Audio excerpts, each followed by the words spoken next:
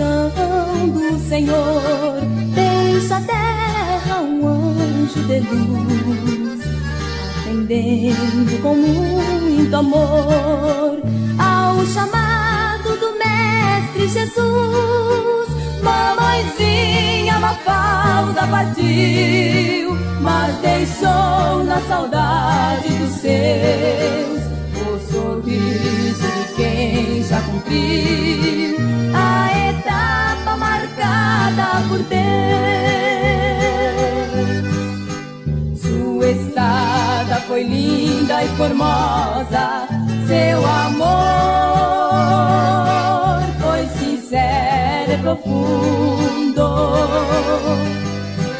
num exemplo de mãe carinhosa para todas as mães deste mundo.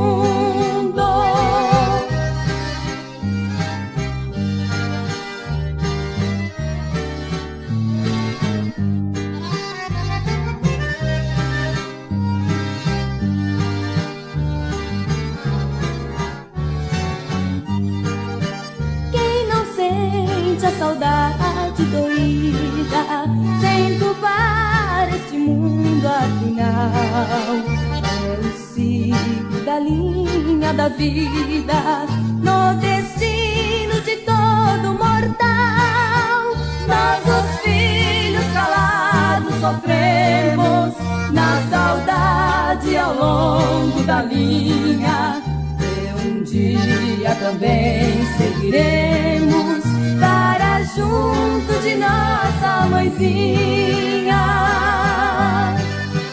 Sua estada foi linda e formosa, seu amor foi sincero e profundo, num exemplo de mãe carinhosa para todas as mães deste mundo.